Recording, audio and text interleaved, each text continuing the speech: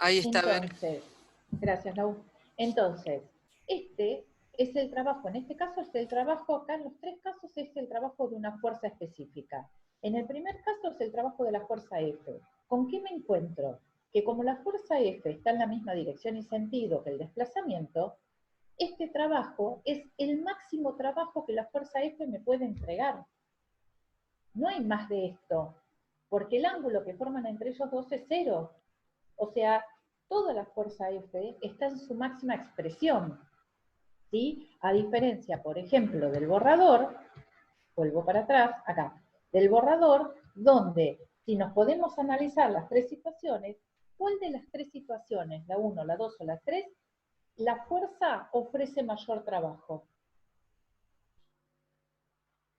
En la 2. Dos. La 2. La 2. Exacto. ¿Seguro? Sí, sí, sí. Sí, Pues sí, me sí. queda, encima que me contestan, pobre, lo hago dudar. No, no, es en la fuerza 2. ¿Por qué? Porque al estar con un menor ángulo con respecto a lo que va a ser su desplazamiento, tiene mayor fuerza en la dirección X y menor fuerza en la dirección Y. Si yo tendría que poner un orden acá, en cuanto a trabajo, sería 2, 1, 3. Porque el 2 me ofrece mayor trabajo, el 1 está más vertical, ya tengo menos fuerza en la dirección X, en la componente X, y mucha más en la componente en Y. Y en el caso 3 está toda en Y, nada en X. Entonces, en este caso, acá en el 2 tengo mayor trabajo, en el 1 menor trabajo de la fuerza F, y en el caso 3 no tengo trabajo directamente. ¿Por qué? Porque forman un ángulo de 90 grados. Sería esta situación, pero con el F al revés, ¿no? El F hacia abajo. Pero ¿qué pasa entre F y delta X? Me forman un ángulo de 90 grados. Si me forman un ángulo de 90 grados, me está diciendo que la fuerza F no es la causante del desplazamiento de este objeto. Entonces la fuerza F no está realizando ningún trabajo sobre el objeto, ¿eh? ¿Se entiende? Sí. Sí. Bien. Ahora, vamos a esta de acá. Esta que aparece acá en el tercer dibujo es la fuerza de rozamiento. ¿Y qué pasaba con la fuerza de rozamiento? La fuerza de rozamiento se opone siempre al movimiento. Entonces, la fuerza de rozamiento, ¿es la causante del desplazamiento? No. Hay otra fuerza que no está marcada, pero tiene que haber otra fuerza, si no, no se desplazaría hacia la derecha. Y no existiría la fuerza de rozamiento. Porque para que exista una fuerza de rozamiento, tiene que existir una fuerza que quiera poner en movimiento al cuerpo o lo ponga en movimiento. Porque la fuerza de rozamiento siempre se opone al intento de movimiento o al movimiento. Entonces, si existe una fuerza de rozamiento es porque existe otra fuerza que no está marcada acá, que pone a este cuerpo en movimiento. Ahora, si yo quiero hacer puntualmente el análisis del trabajo de la fuerza de rozamiento, o sea que acá abajo yo tendría que escribir rozamiento,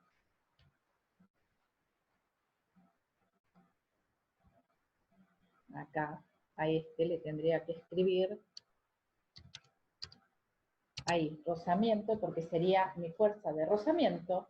El trabajo de la fuerza de rozamiento sería la fuerza de rozamiento en cuanto a módulo por el desplazamiento que adquiere el cuerpo por el coseno de un ángulo entre el desplazamiento y la fuerza de rozamiento. Ahora, ellos dos se están oponiendo, están en igual dirección pero sentidos contrarios, quiere decir que su ángulo es de 180. ¿Y qué pasa con el coseno de 180? ¿Cuánto es?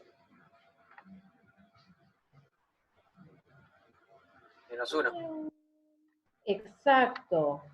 Bien. Ojo acá. Es menos... Yo no sé, Lau, cómo haces vos para escribir. O me tengo que largar más o... Soy un desastre con esta escritura. Ahí, sería -1. Lo voy a Cada poner vez en mejor serio. te sale, Vero. Uy, no sabés, divino. -1. Bien, me da -1. ¿Qué quiere decir eso? Que me va a dar un valor de trabajo negativo. ¿Está bien? me está dando un valor de un trabajo negativo.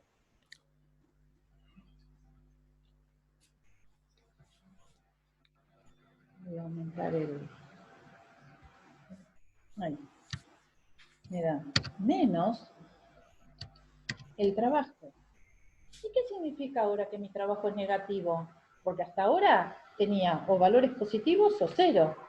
Pero acá me dice que el trabajo de la fuerza de rozamiento es negativo. Entonces, ¿qué significa físicamente tener un trabajo positivo, tener un trabajo negativo? El trabajo positivo es un trabajo, quiere decir que esta fuerza sobre el objeto está realizando un trabajo. ¿Está bien? Pero acá algo está pasando con el medio y este trabajo es negativo. En términos de energía, un trabajo negativo me está indicando que voy a tener una pérdida energética en ese cuerpo. Un trabajo negativo es algo que yo, por ejemplo, si quiero, o sea, acá hay una ley que se llama ley egoísta, ¿sí?, sobre los trabajos y los sistemas, y es que si yo quiero obtener algo de un sistema, este sistema al medio tiene que ejercerle un trabajo positivo. Si el sistema al medio le ejerce un trabajo negativo, es que yo estoy haciendo un trabajo sobre el sistema y no el sistema me está brindando a mí. O sea, hay una cuestión acá que ahora lo vamos a ver un poco mejor, pero los trabajos, que sean positivos o negativos, me están indicando algo. Me están indicando una ganancia o una pérdida energética, ¿sí? Me están indicando que yo tengo trabajo, tengo que entregar trabajo para que esto ocurra. Y una cosa es el término negativo en sí y otra cosa es lo que me está expresando a nivel de lo que yo quiero de ese trabajo. Entonces, la fuerza de rozamiento, que es una fuerza que se opone al desplazamiento, me está dando un trabajo negativo sobre ese sistema. ¿Está bien? O sea, me estaría absorbiendo la energía y no se estaría moviendo.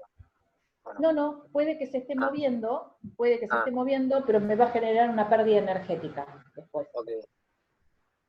Ahora después vamos a relacionar los trabajos conservativos y no conservativos con las partes energéticas. ¿Está bien? Unidades que tiene el trabajo. Unidades del trabajo. El trabajo se mide en unidad de joules, julios, J. ¿Está bien? ¿Y qué es eso? Newton por metro. Esto es una unidad derivada del Newton por el metro. Fíjense que el trabajo proviene de fuerza por desplazamiento y coseno del ángulo que no provoca ninguna unidad. Es sin unidades esta parte. Así que solo el joule está compuesto por fuerza por desplazamiento. Entonces es Newton por metro, o sea, kilogramo por metro sobre segundo por metro sobre segundo cuadrado por metro. Quiere decir kilogramo por metro cuadrado sobre segundo cuadrado. Todo esto es una parte interconvertida de lo que es el joule.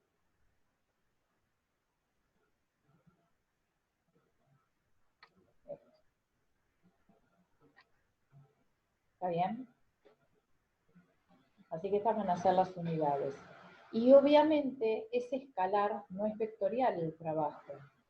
Fíjense que proviene de dos vectores, pero de un producto escalar. Un producto escalar entre dos vectores me da como respuesta un escalar. Esto quiere decir que el trabajo no es un vector. El trabajo es una unidad escalar, provista de su magnitud y su unidad, ¿sí? Pero como consecuencia de la multiplicación de dos vectores. Hasta acá, ¿cómo vamos? Bien. Bien, profe. Bueno.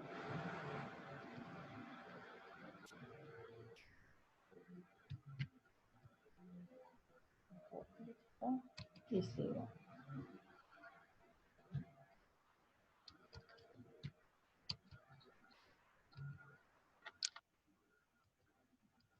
Bueno, y acá viene un poco, vamos para atrás en lo que es la integral. Dice, ¿qué significa el gráfico de trabajo, del trabajo con la fuerza? O sea, esta gráfica me está representando el trabajo, la fuerza que yo estoy ejerciendo sobre el cuerpo, cualquiera de las que vimos recién, llámese fuerza peso, fuerza F, fuerza de rozamiento, la que sea, la fuerza en posición del desplazamiento. Entonces, fíjense, entre el desplazamiento 0 y el desplazamiento 4, mi fuerza F sí es constante. O sea, entre los puntos A y el punto B, mi fuerza F es constante y tiene un valor de 5 newtons. Quiere decir que durante el tiempo que le lleve, que no sabemos cuánto tiempo es, fíjense que acá no aparece la magnitud tiempo, o sea, simplemente la fuerza, a mí me interesa saber la fuerza que se ejerce y cuánto lo desplaza, pero no me interesa la magnitud tiempo por ahora. Entre la fuerza F, que es constante, y el desplazamiento entre 0 y 4, el trabajo obtenido, ¿sí? El trabajo obtenido, dijimos que era el producto entre F por el desplazamiento por el coseno del ángulo. ¿Está bien? Si este F es constante, el área bajo la curva, o sea, el área marcada por este cuadrado que aparece acá de mi fuerza constante, suponiendo que es toda en f de x y el desplazamiento se da en x, fíjense esto, con lo cual el ángulo θ es 0, o sea, coseno de θ es 1, esto que está acá termina siendo el trabajo de la fuerza F como F por distancia recorrida, o sea, su máxima expresión, porque es toda la fuerza en el desplazamiento X. Entonces, F por el desplazamiento no es otra cosa más que el área de un rectángulo, base por altura. La base, en este caso, sería de 4 y la altura sería de 5. Quiere decir que el trabajo de la fuerza del primer cuadrado o rectángulo sería simplemente el área de acá adentro, que no sería otra cosa más que, vamos a ponerle L igual, ¿verdad?, a los 4 metros de desplazamiento por los 5 newtons que tiene de altura, o sea, 20 joules. Ese sería mi trabajo del primer rectángulo. Ahora, ¿qué pasa en la segunda parte? La fuerza ya no es constante, es variable y cambia de 5 a 0. Quiere decir que entonces acá tenemos el trabajo de un triángulo, ¿sí? Y todo triángulo se lo define como base por altura sobre 2. Quiere decir que el área bajo esta curva me estaría marcando el trabajo, que sería 2 metros, que es lo que se desplazó, ¿sí?, por la fuerza, pero la fuerza acá es variable, ¿está bien? Pero voy a tomar su altura, su altura máxima. Entonces voy a poner por 5 newtons, ¿sí?, por el coseno de θ, que sería 1, pero todo esto dividido 2. Entonces, el área de esta curva sería de 10 joules. El trabajo total de la fuerza F... De 5, profe, ¿eh? ¿Qué puse? Creo que me queda 5.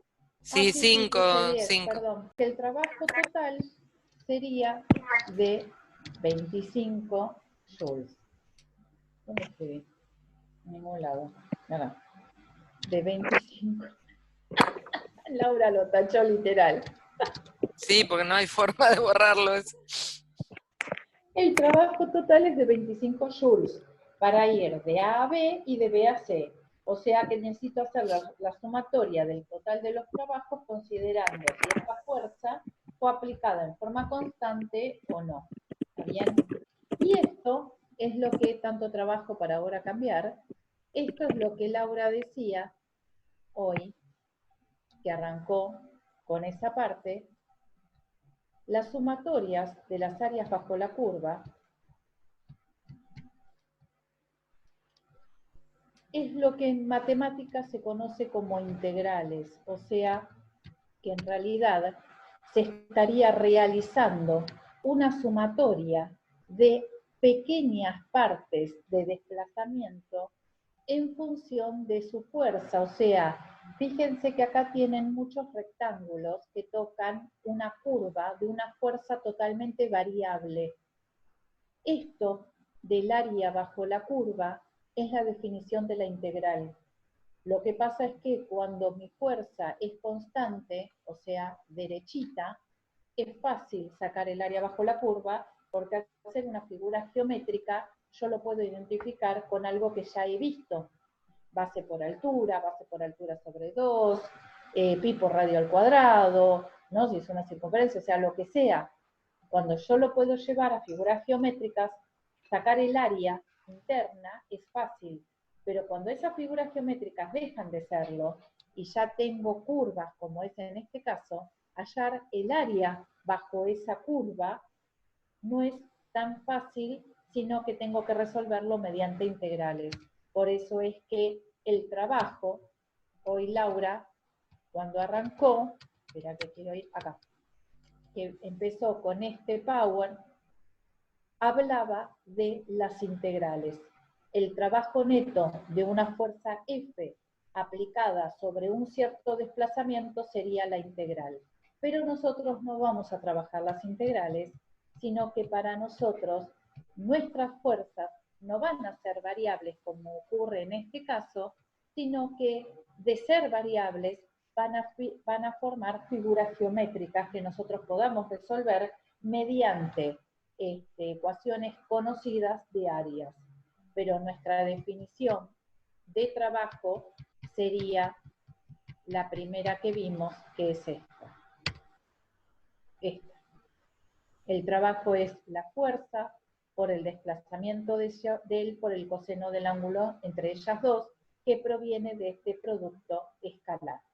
¿Está bien? Porque nosotros vamos a trabajar con fuerzas constantes y de ser variables serán simplemente figuras geométricas como vimos en este sector de acá. Así que no se mareen con el tema de las integrales, pero es saber que simplemente el trabajo se puede calcular como el área bajo una curva de fuerza de desplazamiento. Trabajo elástico. ¿Qué es el trabajo elástico? Nosotros habíamos visto la fuerza elástica y hoy vimos el trabajo de la fuerza de rozamiento. Entonces, ¿qué va a ser el trabajo de la fuerza elástica? Lo mismo. ¿Qué fuerza específicamente acá estoy hablando? Y estoy hablando de la fuerza elástica. Si estoy hablando de una fuerza elástica, estoy hablando de la constante de este resorte que tenía que ver simplemente con sus propiedades de cómo lo fabricaron, ¿sí? Que era la constante del resorte, no porque según el sistema en el que yo lo ubicaba, sino por cómo lo habían fabricado, por la elongación o contracción de ese resorte, ¿está bien? Que sería ese delta X. Bien, si yo quiero saber cuál es el trabajo de la fuerza elástica, me queda esto que tengo acá como expresión, porque obviamente voy a tener que integrarlo, simplemente que nosotros ya lo tenemos resuelto, que es esta expresión de acá. Es la mitad del K por la... ¿Era el cuadrado de la diferencia o la diferencia de los cuadrados? Lau, acá, ¿está bien esta expresión? Es delta X al cuadrado. Por eso está mal esta expresión, porque esta Sí. tiene la diferencia de los cuadrados, ¿eh? Además hay una flecha ahí que no sé qué Sí, quiere decir. esta no va. Paren que la voy a modificar porque está mal esta expresión. ¿Lo podés cambiar eso? Sí. Espera, tengo que salir de acá e ir al Power.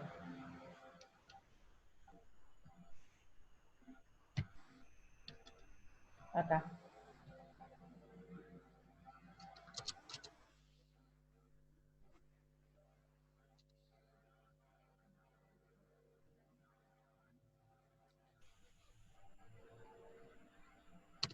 Ya hago esa flecha que no tiene nada que ver y el cuadrado no va acá. ¿Sí? Porque es la diferencia al cuadrado que no es lo mismo que... Ahí. Me quedó como, espera, para ponerlo como superíndice. En fuente, al lado de fuente. ¿Dónde está? Al lado de fuente. Acá en la flechita que está a la derecha de fuente. A la derecha de fuente hay un cuadradito, ahí entra. En ese cuadradito, Ahí eso. está. No lo podía encontrar. Superíndice, ahí está.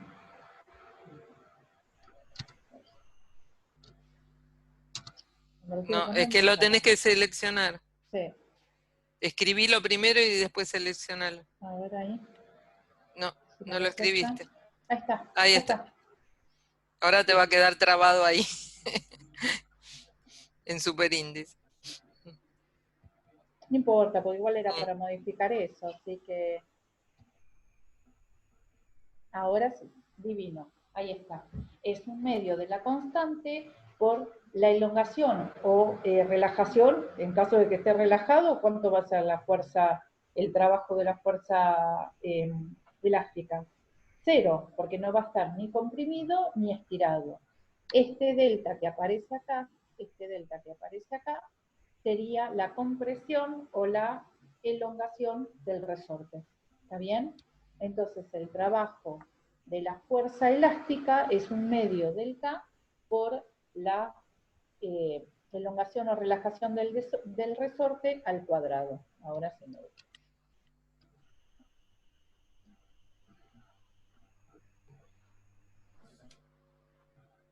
Bien. Hago hasta potencia, ¿no, Lau? ¿Cómo estamos con el tiempo? Son -10, 11 -10. Explico potencia y ahí estamos, ¿no? Sí. Rendimiento, bueno, vemos, potencia efectiva o... Bueno, nosotros dijimos, cuando hablamos hasta ahora de trabajo, dijimos que en ningún momento hablamos del tiempo, no hablamos de la variable tiempo. Dijimos que el trabajo era una fuerza, ¿sí? O sea, el trabajo de una fuerza tenía que ver con esa fuerza que estábamos evaluando y el desplazamiento del objeto. O ese trabajo era esa fuerza, cuánto afecta el desplazamiento del objeto o no. O si ese trabajo me afecta al entorno del objeto, como en el caso de la fuerza de rozamiento, o me afecta al objeto, que es nuestra materia de estudio en sistemas. Pero en ningún momento hablamos del tiempo. O sea que yo puedo tener un trabajo que puede ser, a ver, imagínense un caracol empujando una piedra. ¿Sí? ¿Cuánto tarda el caracol en empujar la piedra? Ahora, el trabajo que ejerce el caracol sobre la piedra empujándola es siempre el mismo. Si yo quiero que el caracol, o el caracol quiere llevar la piedra, no sé, hasta su nido, ¿sí? Y está a 3 metros, el caracol va a estar 3 metros empujando la piedra. Lo que no sabemos es el tiempo. Ahora, si viene una hormiga y empuja la misma piedra y le dice, deja que yo te ayudo, caracol, y viene la hormiga y empuja la piedra, la hormiga lo va a hacer en un tiempo más corto. O sea que, en efectividad, si bien el trabajo que ejerce la hormiga y el trabajo que ejerce el caracol van a ser el mismo, ¿sí? La hormiga lo va a realizar en menos tiempo y el caracol en más tiempo. A eso se le denomina potencia. La potencia involucra el tiempo de ese trabajo. La potencia me dice en cuánto tiempo ese trabajo se realiza o lo realiza. ¿Entienden? Entra en juego el factor tiempo. Por eso es que ustedes acá tienen que potencia es igual al trabajo sobre el tiempo. El trabajo tal cual lo veníamos definiendo, pero en cuánto tiempo se realiza ese trabajo. ¿Por qué es tan importante la potencia? Porque me está diciendo cuán efectivo es. Porque yo puedo ir a hacerte una super máquina y decirte, entrego un trabajo de 5.000 joules, es fantástica. Ahora te lo entregan en 15 años, ¿eh? O sea que para obtener el total del trabajo tengo que esperar 15 años. Y yo por ahí no lo necesito en 15 años, lo necesito en 4 meses. Esa es la potencia, son los watts. Es lo que ustedes leen en una bombita de 30 watts, lo que ven en cualquier motor en watts. Eso es la potencia. Siempre se habla en watts. ¿Cuántos watts tiene o cuántos caballos de fuerza? ¿Sí? Que después hay una interconversión ahí. Entonces, los watts es la potencia, es la eficiencia de ese trabajo. ¿En cuánto tiempo me va a entregar ese trabajo?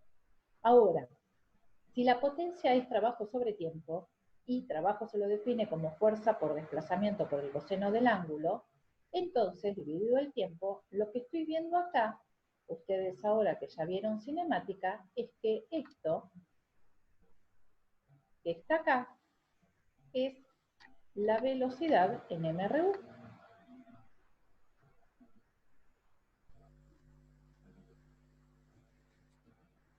Bueno, eso intentaba hacer Déjalo así, Vero, mejor. una flecha. Estamos, parezco, no sé, de primer grado intentando dibujar, mejor lo dejo así. Entonces, el desplazamiento sobre el tiempo en MRU, habíamos dicho que era la velocidad que llevaba. Quiere decir que al trabajo lo puedo, a la potencia la puedo definir como el trabajo sobre el tiempo o como la fuerza aplicada por la velocidad por el coseno del ángulo, y obviamente no pierdan de vista que la velocidad va a llevar la misma dirección y sentido que llevaba el desplazamiento, con lo cual el ángulo ahora es entre la velocidad y la fuerza. O sea que también puedo definir potencia como fuerza por velocidad, la fuerza aplicada que desarrolla cierta velocidad. Entonces, la unidad de potencia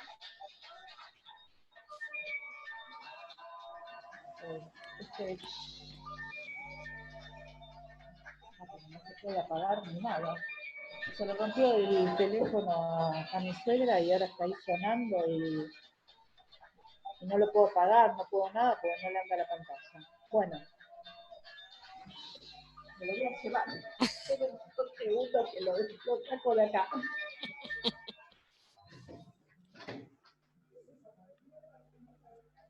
Es el teléfono de Virginia, pero no anda, mía. Ah, ya estoy de Vero, vuelta. y esa, Sí. siempre que esa velocidad sea constante, ¿no? Sí, por eso dijimos MRU, porque esta velocidad es una velocidad constante, tal cual, no es una velocidad variable, ¿sí? Entonces, la unidad de potencia, dijimos que es los watts, que son joules por segundo, joules como unidad de trabajo y segundo como unidad de tiempo. Ahora vamos a aplicar, yo quiero que apliquemos todo esto, si no atraso un poco el examen, Lau, para que puedan ejercitar algo y poder entender este tema. Atraso el examen para las 12. ¿Qué es el rendimiento de una máquina? Le cambio, si querés le voy cambiando yo. Dale, cámbialo, atrásalo. El rendimiento de una máquina es cuán efectivo es eso. ¿Por qué? Porque una máquina está hecha por seres humanos y no es perfecta, ¿sí? La máquina puede tener más roces, menos roces, y eso generar que ofrezca un mayor trabajo o un menor trabajo. Entonces, ¿qué es el rendimiento de la máquina? El rendimiento de la máquina, que se marca con este mu que aparece acá, es el trabajo útil sobre el trabajo por 100. ¿Qué quiere decir? Sería el porcentaje, ¿sí?, del trabajo total de esa máquina que realmente es efectivo. Ejemplo, si yo puedo aplicar una fuerza, supónganse de uno como máquina, ¿no? Yo puedo aplicar una fuerza de 20 newtons para correr un mueble. Entonces, hasta 20 newtons mi cuerpo da, pero yo no voy a aplicar, no aplico 20, aplico 15. Quiere decir que 15 sería la fuerza útil, ¿se entiende? Y 20 sería el total que yo puedo dar. Bueno, las máquinas, generalmente los motores, están fabricados para que den un trabajo de, no sé, X cantidad de joules. Supongamos 200 joules, ¿sí? Pero a la hora de ponerse en marcha, debido al rozamiento de las piezas, la calidad del material, no sé, el calor que se dispersa y demás, en lugar de los 200 joules, solamente me entrega 120. Esos 120 sería el trabajo útil. con lo cual el rendimiento sería el porcentaje de 120 en función de los 200. O sea, 120 sobre 200%. Es una regla de 3 simple, un porcentaje. Ese sería mi trabajo útil. Ese sería mi rendimiento. Un 30%, un 60% o un 0.7. Es lo mismo. De 1, que sería el 100% el total, me está entregando el 70% como trabajo útil. ¿Se entiende? De la misma forma tenemos la potencia útil. ¿Por qué? Porque si potencia se la define como trabajo sobre tiempo, mi potencia útil sería el trabajo útil sobre el tiempo. ¿Está bien? Eso sería mi potencia efectiva o potencia útil. O sea que hay una relación entre el trabajo útil y la potencia útil, obviamente, o potencia efectiva, ¿sí? Es lo efectivo, los watts que realmente tiene. Miren, antes las bombitas de luz, ahora son todas LED, pero antes no eran LED, eran incandescentes. Entonces, ¿qué hacían? Uno agarraba una bombita incandescente, la que tenía el filamento, ¿se acuerdan? No sé si se acuerdan de esas. Por ahí los más viejos sí, los más jovencitos se acuerdan o no. Pero había las bombitas antes, tenían un filamento. Entonces, decían que eran de 100 watts, pero no entregaban una cantidad de lumen suficiente. ¿Por qué? Porque esos 100 watts no eran eficaces, no eran efectivos. El trabajo útil en dar luz era muy poco. Si uno las tocaba, se quemaba la mano, porque un gran porcentaje de los watts que emitía lo transformaba en calor en lugar de luz. Entonces, en lo que llamaríamos potencia efectiva, era bajo el rendimiento, porque la mayoría de los watts que gastaban se iban en calor y no en iluminación. Por eso es que las luces LED de ahora gastan el total de sus watts en iluminación, y por eso es que consumen menos energía eléctrica. Porque ahora, si yo tengo una bombita de 60 watts, son 60 watts efectivos, no 60 watts de los cuales solo 10 me daba luz y los otros 50 los perdía en calor. Por eso es que la luz LED es tan efectiva y gasta muchísima menos energía, porque tiene una potencia efectiva en la parte lumínica y no una potencia efectiva en la parte calórica. Las bombitas de antes gastaban mucho en calor y menos en luz, en la parte lumínica. Las LED de ahora, con menos watts, iluminan mucho más. O sea que tienen menor consumo para ser más efectivas en la parte lumínica. Creo que con ese ejemplo queda bastante claro. Bueno, y dejo acá, porque después sería trabajo y energía, y no me quiero meter todavía, lo voy a dejar para la clase que viene. ¿Sí? ¿Lauri? Sí, pero estaba contestando porque me preguntaban del turno noche cuándo tenían la evaluación, si era a la mañana. Le digo, no, es a la noche. No, yo no la abrí todavía, la del turno noche. Después la abro. Esperá que quiero dejar de compartir. Acá está. Ahí está. Bueno, ¿se entendió más o menos, chicos? ¿Cuántos somos? 18, cada vez somos menos. Siento que somos poquitos, empezamos 26. Y ahora me dejaron 18. Turno noche, vuelvo a repetir lo mismo de hoy. Por favor, el que rinde en el turno mañana no ingresa en el turno noche, y el que ingresa en el turno noche para rendir no ingresa en el turno mañana. Donde se crucen los datos se anula. Es lo mismo que pasó hoy con 2 chicos del recuperatorio, que se rindieron a la mañana y a la noche. No voy a elegir. Pero mirá que queda menos de un minuto, ¿eh? Ah, bueno, volvemos a conectar. Pero recuerden eso, si es a la noche, a la noche.